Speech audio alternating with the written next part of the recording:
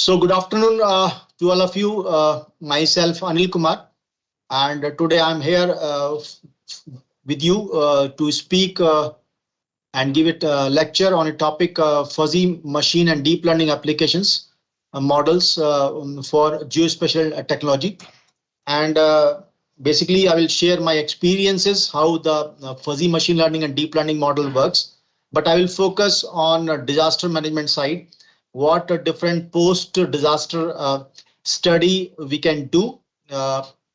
It can be indirectly through agriculture crop or in geoscience areas as a like post-earthquake studies. So before I go for application side, I'll just touch upon the few things about to understand the meaning of learning. Learning means it is an acquisition of knowledge or skills through study or through experience or through being taught. So this way we can understand the basic thing of learning. And then if we come to some of the algorithms, we can see here the learning is like machine learning. There you can see that the learning word and the subset of this machine learning is deep learning. So there also you can see the learning word. So in both the cases, we are making the algorithms to learn and work as per the task given to the algorithms to process the data. But overall, you can see human learning. So that is also required, which is very important. How to implement these machine learning and deep learning algorithms for our given problem, maybe processing the remote sensing images for a specific application. I hope you are able to receive my PPT and voice. Please confirm.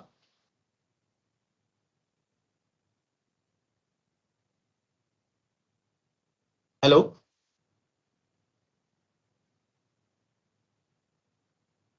So here, first coming to machine learning, we'll try to understand its role and its importance. This is basically application of artificial intelligence AI that provides a system's ability to automatically learn, right? So it is an application approach which supports AI to do a systematic ability to automatically learn and process the data.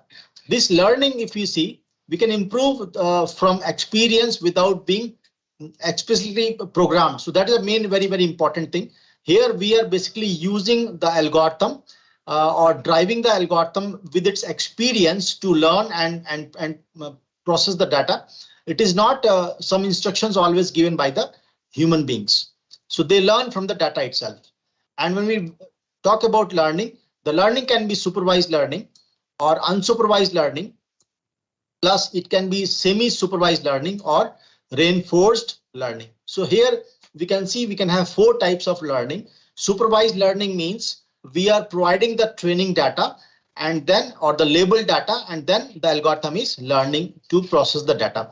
Unsupervised learning means we are not providing the labeled data and still we are doing processing. Semi-supervised learning means we have a very small labeled data and we have very large unlabeled data to train the algorithm. In reinforced learning, it's basically with respect to rewards or punishment. If the algorithm is working properly, we can give rewards. If the algorithm is not working properly, we can give punishment, maybe the negative or positive value. So positive indicates reward and negative value indicates punishment to the algorithm. So that way the algorithm can get trained to process the data. Very basic applications of machine learning we can see. It is for classification and prediction. So here you can see the very basic understanding of classification. If we have group of pixels from a given image, and if we apply supervised or unsupervised classification approach, that means we are grouping the pixels with respect to the similar characteristics. So here we may have a few pixels for water and few pixels for settlement, and some pixels we may not able to label them, so we can keep it as unclassified pixels. So this is the one example of for classification. Second, the application can be for as in using these algorithms for regression purpose. That means we are trying to do prediction, like to predict tomorrow rain will occur or not. So we can have application for classification or prediction purpose. The third very important application here we can see the machine learning to map single class of interest. So there are so many applications where we want to apply the machine learning and deep learning algorithms for a single class mapping or detection. Till now, if you see in the literature or the commercial departments or the institutes, they just cover or keep the machine learning algorithms like support vector machine, random forest, or decision tree. So these are the few algorithms they keep as a machine learning algorithm. Actually, if you see today, any algorithm used for classification or regression purpose comes under category of machine learning. So the very basic one can be starting from C-means or maximum likelihood classifier, linear mixture model, support vector machine, random forest, decision tree, fuzzy classifiers, artificial neural network, and so forth, the further category of deep learning. So all these algorithms comes under machine learning algorithm. A few issues we can see when we are processing the remote sensing data. One is mixed pixel problem. So when we use remote sensing images, there are chances to get the mixed pixels. So here you can see few pixels are representing to grass and few pixels are representing to water body. But here you can see few pixels are basically representing to water or grass. So here we can label these pixels very easily to be water and these pixels to be grass. But the question mark comes, what label we should give to these pixels? So this we can handle when we are applying the fuzzy approach. Then we can see some noisy pixels in the image, like here you can see intentional noise has been added in the image or unwanted pixels which does not belong to the class of interest we are looking for. So all these pixels comes to be as noisy pixels. So how to deal with these noisy pixels? We can deal with through MRF, Markov random field, or through local convolution method. Next is isolate pixels. So these are also sometimes becomes noisy pixels, which are say one pixel is for water and other pixels are for forest. So at particular scale when we are doing mapping, so these isolate pixels are noisy pixels for me. So how to deal them? Again, these pixels we can deal through Markov random field or through local convolution method. Then non-linearity. Number of times we see we can draw a straight line to separate the two classes. Then there is a linear separation or linear decision boundary we are making. But in number of times we may have some non-linear separation here, like drawing a circle to separate the two class. So it is non-linear decision boundary. So to handle these type of class separation, we cannot deal with the existing classifiers because they draw the straight lines or straight planes between the two classes to separate. But here we have to use kernels to linearize the data and then we can classify. So through kernels we can handle the non-linearity between classes. Next is machine learning can handle. So here you can see very good positive things of machine learning, and specifically when we talk about fuzzy set theory, they can handle the mixed pixels.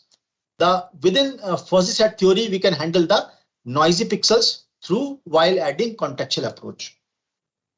So here you can see one example of list4 image. We have processed and tried to map the water body, but we found some linear features like road having shadows has been identified as a water body. Here also there is shadow by the trees and it was mapped as water body. So this is a field photograph we have done long back. And here you can see along the road, some pixels are coming to water body. So how to deal them? And when we have not used contextual information, you can see some pixels are coming as shadow as water body. But when we have applied with contextual information in the fuzzy classifier, you can see these shadow part has been removed by the algorithm very nicely. Sub categories of Markov random field you can see. One is smoothing prior. Second is DA. In the smoothing, it is not able to preserve the boundary of the class.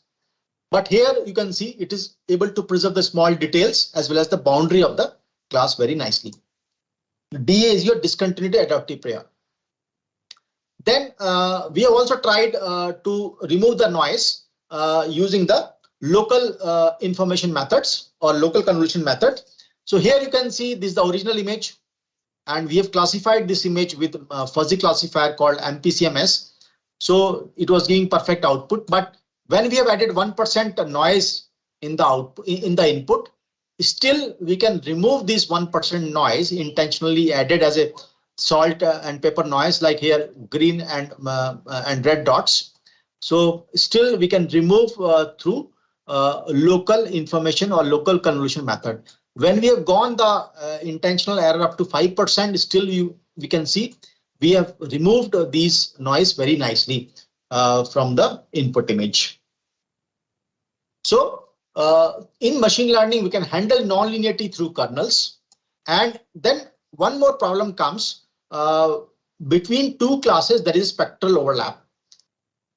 So here you can see there is spectral overlap. Two classes are giving same signature. So how to deal with this? So the spectral overlap we can deal through temporal data.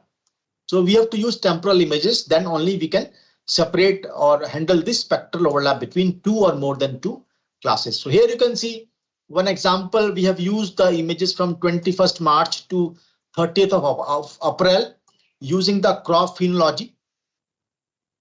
And this crop phenology is very unique to map that class of interest, the specific class. Otherwise, the same class is having the similar signature with other classes. So other class will get mixed when you map the class of interest. And here, when we use temporal data, the problem comes specifically when we are working with optical data. Number of times the temporal images are not available from same sensor. So here we have tried, like in this example, we have tried two images from Sentinel-2, then one image from Landsat and one image from Sentinel-1 to fill the gap. So here, if there is no optical image, we can try to use the image from other sensor. It can be optical other image or microwave image or thermal. So here also we can use the data from other sensor. So then once we start using the data from two or more from two sensors, then it becomes dual sensor temporal images. If we use the images from more than two sensors, then it becomes multi-sensor temporal image. So here this is the example of using that data from three sensors. So here we can say it is a multi-sensor temporal data approach. So now coming directly to disaster mapping, specifically post-disaster, one case study I'm putting in front of you. In India, long back on 26th of January 2021, the earthquake came in the early morning by around 9 a.m.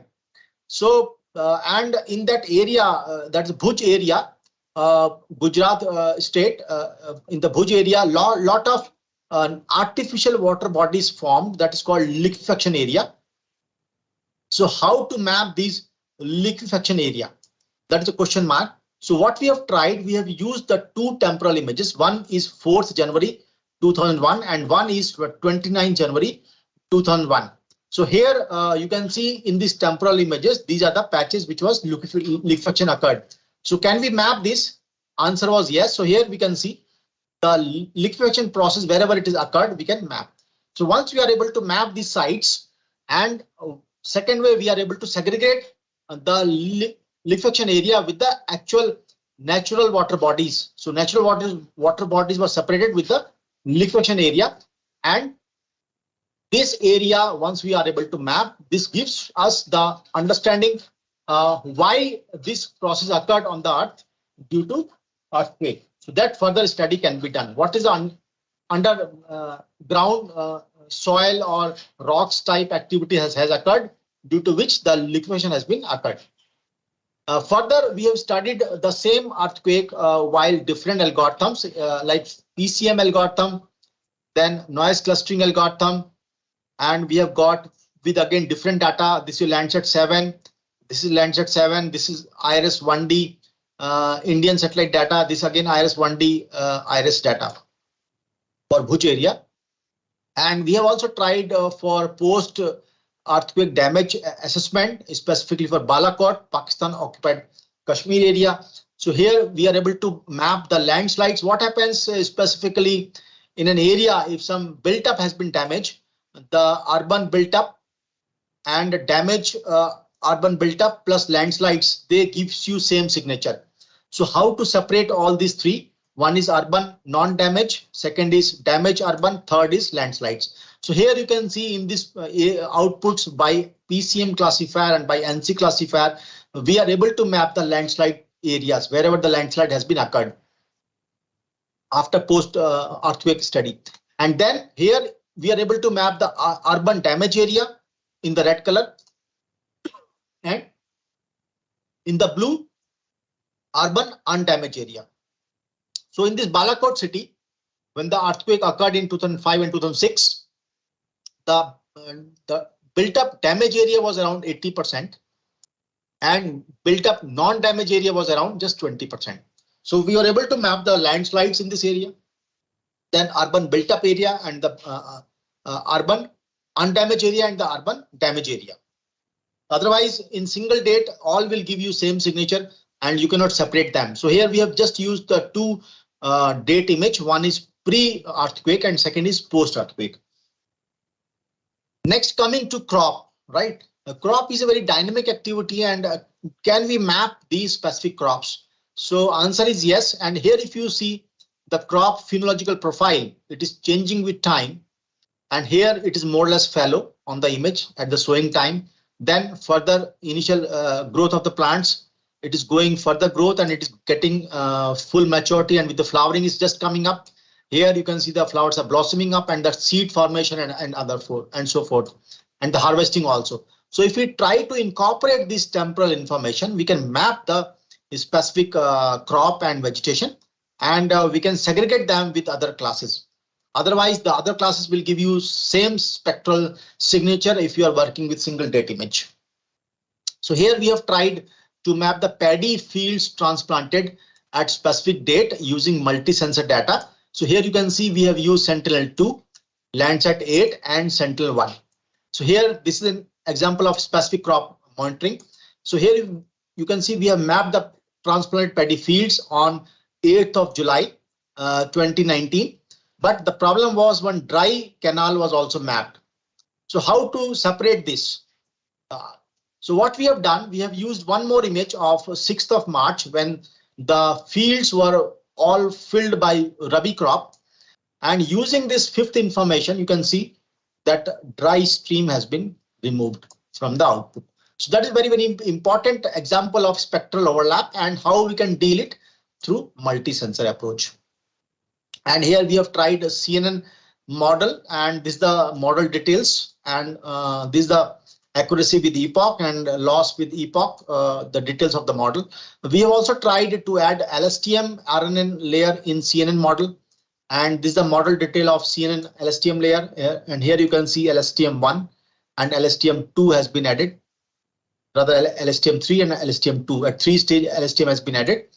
This has given little inferior results, but we are trying to see why and how to improve these results. But example is we can have the integrated or hybrid approach of deep learning for the same paddy transplanted fields mapping.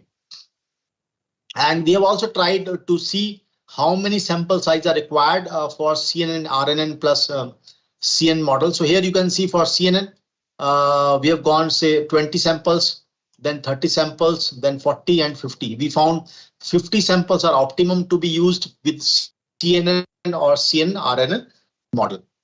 Next case study I'm showing you to map the specific crop, that is sunflower.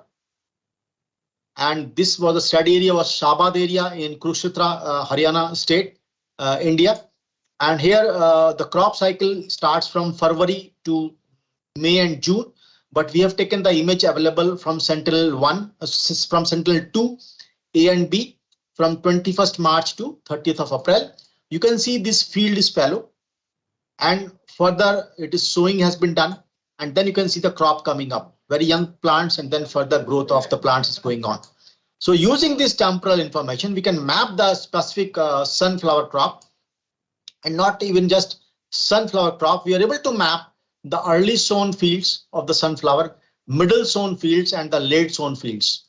So three type of fields was possible, and here you can see the red is your early sown, green is your middle sown, and blue is your late sown fields of sunflower. in the Sabad area. Next is we have also tried for mapping the build-up change detection.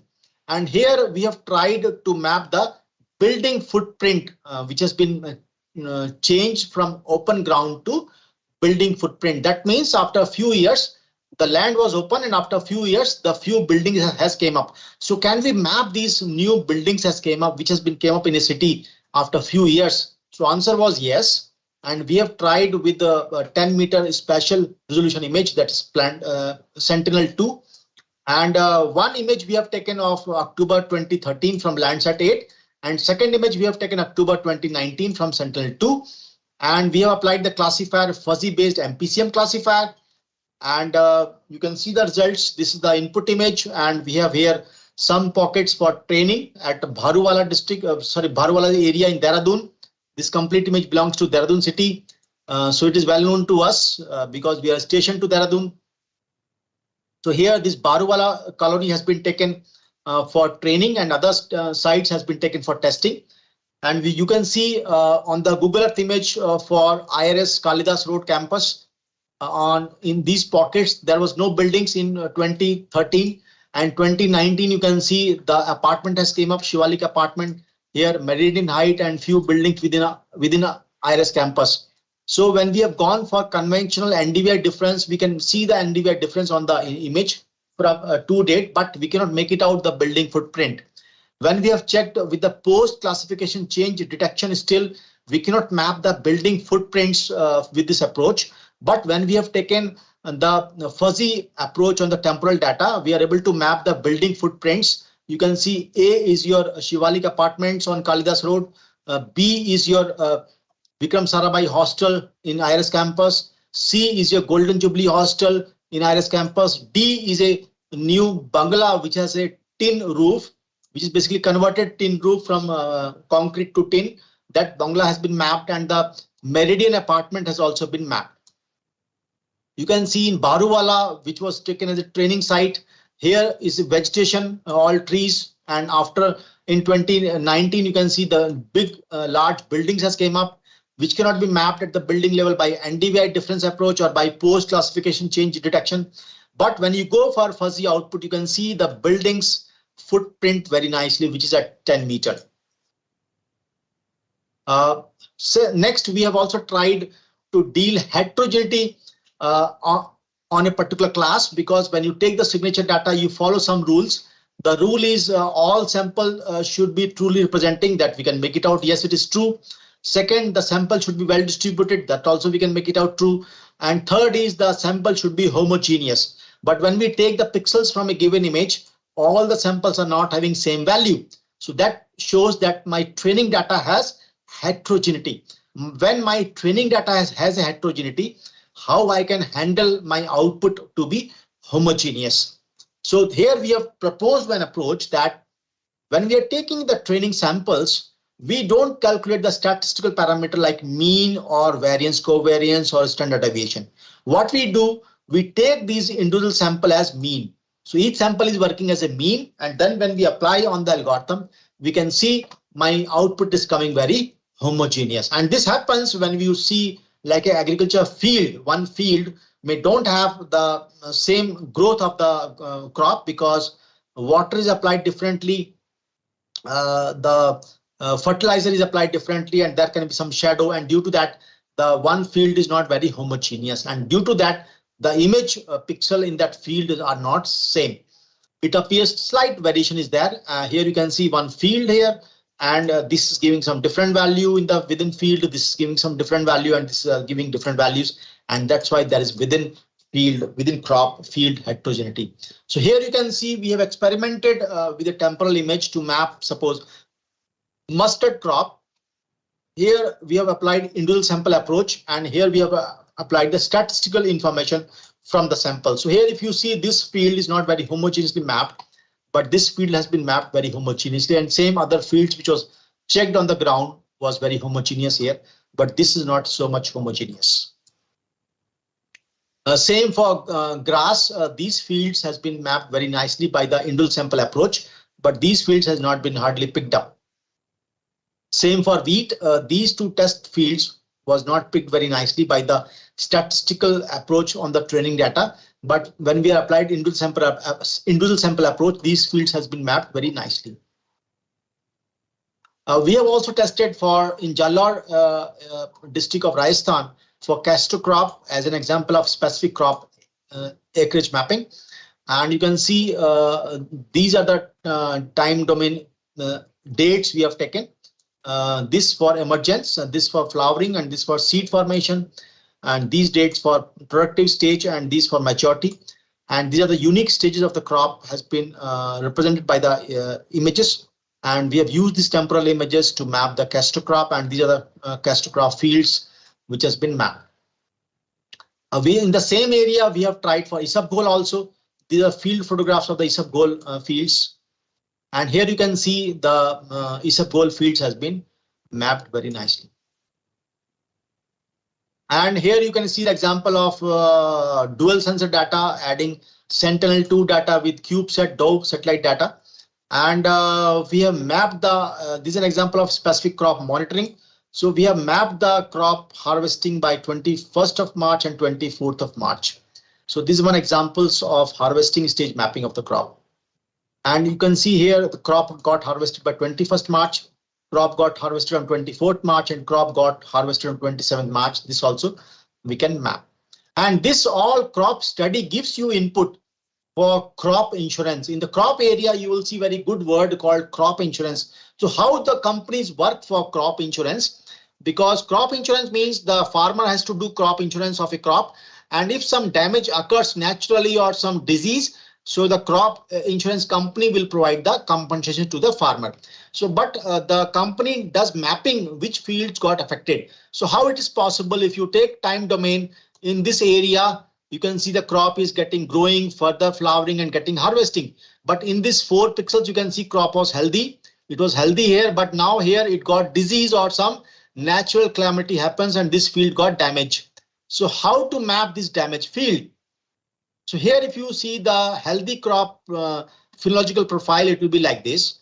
But if you see, if you take out the profile by the disease crop or affected crop, it is healthy here, but after that it has got damage. So this signature, if you take, you can easily map the damage fields. We have done the ground truth in this year 2022 in Mehta city, which is in Rajasthan, for different crops like isabgol crop, cumin crop, green pig, chickpea or green chana, or soft or fennel crop, then khejri trees, which is used for fodder, neem tree, which is a medicinal plant, then taramira crop, oily seeds crop, and the mustard, again oily seed crop, then wheat crop and isabgol crop. And all this processing is going on. We have done the field work in January, but we are processing these images to extract and test our algorithm for these crops, how the algorithm works and what best results we can get at each specific crop up to harvesting stage.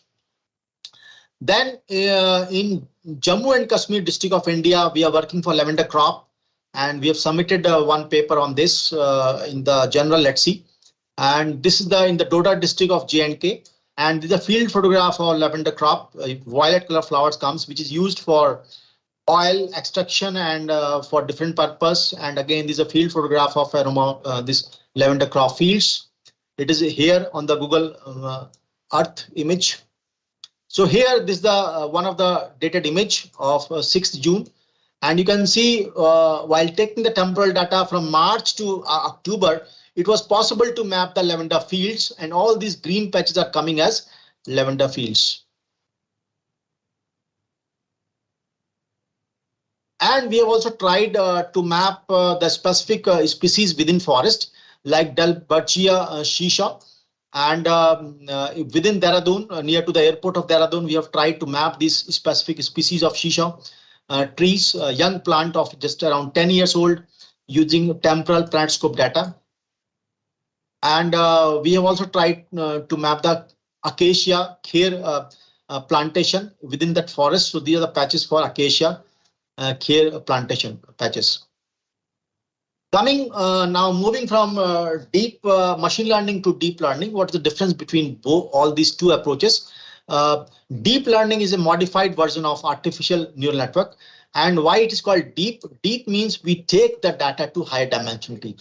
Deep learning is basically generate the large number of features to take the data to higher dimensionality while incorporating non-linearity in the data. So it means deep learning means we take the data to higher dimension with some operations and extracting large number of features. And that's why the deep learning concepts comes. One. Second is deep learning is a subset of machine learning. So machine learning is a superset of deep learning. And each sample contributes. So here, very important thing is in deep learning or learning algorithms, each sample contributes its impact. And that's why here directly we can handle the heterogeneity in our outputs. Outputs are very homogeneous. So deep learning have applications for classification, detection, or image transformation. Deep learning, like for classification algorithms, are CNN model, RNN model, and their hybrid versions. And here you can see one study we have done. This is the input image, and we have applied fuzzy and deep learning algorithms. This is a fuzzy FCM algorithm, PCM algorithm, and then ANN classification, CNN classification, and MPCM fuzzy classification. So here we found CNN output is very smooth, very homogeneous, has been mapped compared to other algorithms. One of the application of deep learning is for image transformation.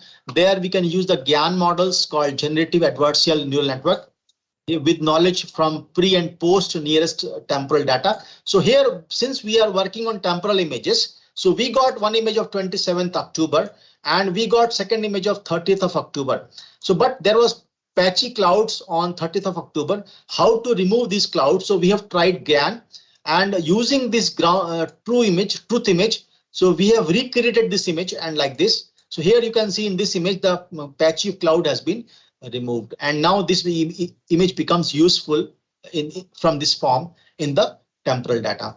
So here, this is the way the GAN works. So here, these are real image we have given. And from here, we are giving the random noisy image. And basically, this image we have given, which is partially cloud covered. And the generator generates the image and compares with the real image through discriminator. And if it is true image, then it's fine. If it is fake image, it will recreate the image. So this process goes on till we get the appropriate transformed image. So UNet generator was used for GAN, pix to pix. So here patch GAN discriminator was used for as a discriminator to check the image is fake image or real image. Coming to different form application of deep learning, very strong application of deep learning, we can use it for detection purpose. So here the models are very first one RCNN, then fast RCNN, then faster RCNN, then mask RCNN, then fused fully CNN, then XGBoost SSD called single shot detector, YOLO, you only look once, and so forth. Models are there. In literature, people are using it in different areas for detection purpose. So here you can see one example of mapping the buildings. When we applied with fuzzy classifier, some of the surrounding objects like road or ships get classified as a building. So what we have tried, we have created the mask from the SSD single shot detector deep learning algorithm. So after creating the local mask, within that mask, we have classified the building. So that way, so these are the detecting boxes. And within that, whatever building we got it, we have just masked that building, and within that detecting box, we have done the classification using fuzzy MPCM classifier, and we can very accurately map these buildings. Otherwise, what was happening, these boards and the roads were getting mapped as buildings in very high resolution images. Next, we have tried the detection of deep learning applications through brick links mapping through SSD. We are able to map the brick links with respect to shape. It can be elliptical one or circular one or rectangular one. Here, these are the detecting boxes. Then we can create the point map, and then we have used the mask RCN also, and then we can extract the coordinates of these brick links. And not only just brick link, we can have sub classification. The active brick links we can map, the passive, active and non-active brick links we can map. Plus the shape wise we can discriminate which are the brick links rectangular one, which are the elliptical one, and which are the circular one. Plus we have also mapped the hangars at the airport. using mask RCN. Then there's a point map, and these are coordinates of these hangars at the airport. Plus, we have also tried UAV images for vegetation, specifically the vegetable mapping. And the objective was to map this weed area, how much the weed area is there. So here we have tried to map the weed area, but still we got some success. But here you can see the center part of this one was getting spectrally overlap with the weed area. We are trying to separate it out, but we are not yet successful. We are trying to use some other approaches, maybe object-based approach to incorporate the shape and size of the cauliflower to map this UAV images for weed area and the this cauliflower area which is present in this image. Yeah, this is the thank you slide from. So we have published in July 2021 book on fuzzy machine learning algorithms for remote sensing image classification, which is under CRC Press. It is available in the market. It covers the length and breadth on fuzzy approaches. It also covers deep learning concepts, plus it also covers how to process temporal data with lot of case studies. And in this lecture, if you just see, I just tried to cover, to give you insight about machine learning, deep learning. What are the applications of machine learning we have done, mainly on post-earthquake studies and for specific crop mapping. And from crop mapping, we can have an application for area estimation of a crop, or basically for crop insurance application, which is presently in India. It's very, very important topic. And a lot of companies are working to support and to the farmers for crop insurance. And later on, I've taken you towards deep learning, mentioned you the difference between deep learning to machine learning. And the application of deep learning is maybe for image transformation or simple classification, supervised or unsupervised, or object detection. Or we have given one application within object detection, can we go for image classification? So these are all from my side. I've not just given you dedicated on post-disaster study, but I've given you insight about a specific class or object detection. And from there, you can think about the actual case studies of disaster, post-disaster studies, but two post-earthquake studies and some crop damage assessment if you want to do. With these techniques, it is possible. Thank you all for listening.